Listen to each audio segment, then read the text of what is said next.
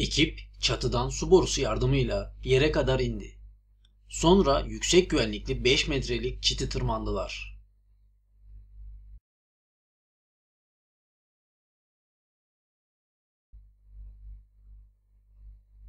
Dünyanın en güvenlikli hapishanelerinden Alcatraz'dan kaçışın hikayesi.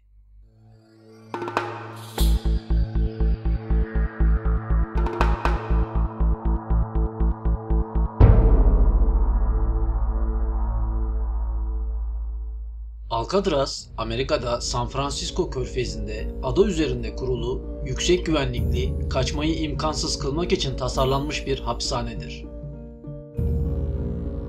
1962 yazında 3 mahkum hiçbir iz bırakmadan adadan kaçmayı başardı.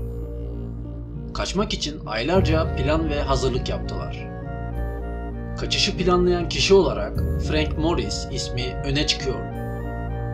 Ancak adadan kaçmayan başka birinin de kaçışı planlamış olabileceğine dair kanıtlar bulunmuştu. Kaçıştan sonra FBI, mahkumların denizde boğulmuş olabileceğini iddia etti.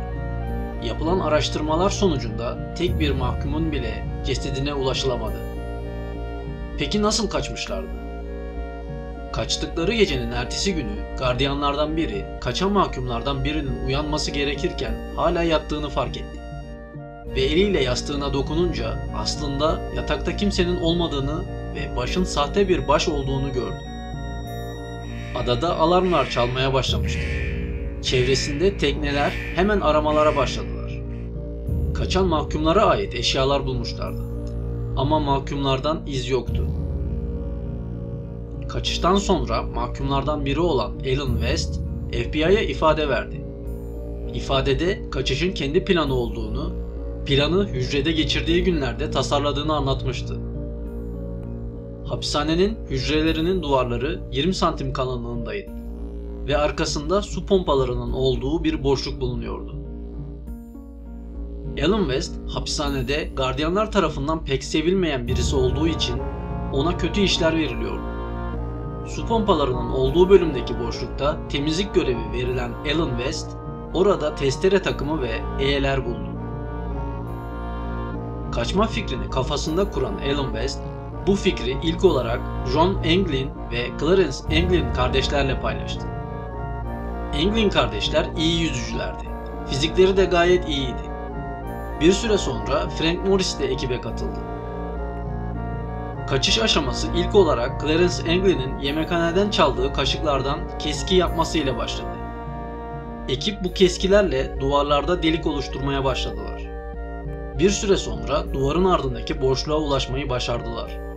Hücrelerinde açtıkları delikleri kağıttan yaptıkları ızgaralar ile kapatıp gardiyanların durumu fark etmesini önlemiş oldular.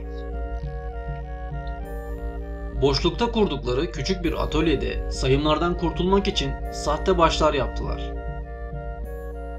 Aslında kurdukları bu atölye gardiyanlar tarafından açık bir şekilde görünüyordu. Alan West sayesinde atölyenin görünen kısmına asılan battaniyeler yüzünden atölye rahat çalışabilecekleri bir yer haline gelmişti. Alan West bu yöntemi orada görevli olmasından dolayı uydurduğu bir yalan sonrası bulmuştu. Kaçış ekibi hapishaneden kaçmayı başardıktan sonra kendilerini denizden karşıya geçirecek bir sal yapmaya karar verdiler. Bu salı mahkumlardan topladıkları yağmurluklardan yapmışlardı. Artık kaçış için her şey hazırdı. Kaçış gecesi ekip 9:30 sayımından sonra önceden yaptıkları sahte başları yataklara yerleştirdiler. Ardından toplanıp kaçış öncesi son hazırlıkları yapıyorlardı. Ancak 3 kişiydiler. Alan West hücresinin duvarındaki deliği daha önce çok belli olduğu gerekçesiyle küçültmüştü. Kaçış günü ise o delikten ekiple aynı zamanda geçemedi ve geç kalmıştı. Kaçış ekibi artık 3 kişiydi. Frank Morris, John Anglin ve Clarence Anglin.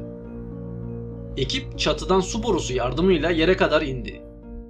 Sonra yüksek güvenlikli 5 metrelik çiti tırmandılar. Ulaştıkları bir patikada salı şişirmeye başladılar. Sal denizin karanlığına doğru ilerlerken Anglin kardeşler ve Frank Morris bir daha hiçbir yerde görünmediler. Bu arada Alan West de hücresinden çıkmayı başarmış fakat geç kalmıştı. çatıda düştüğü ümitsizlikle kaçmaktan vazgeçmişti. Kaçıştan 5 gün sonra hapishaneye kaçan mahkumların isimlerini ve parmak izlerini taşıyan bir mektup geldi. Mektupta başardık yazıyordu. Ancak parmak izleri ve yazılar kaçan mahkumlarınki ile uyuşmuyordu. Büyük kaçışın gizemi hala çözülemedi ve mahkumların akıbetine ulaşılamadı.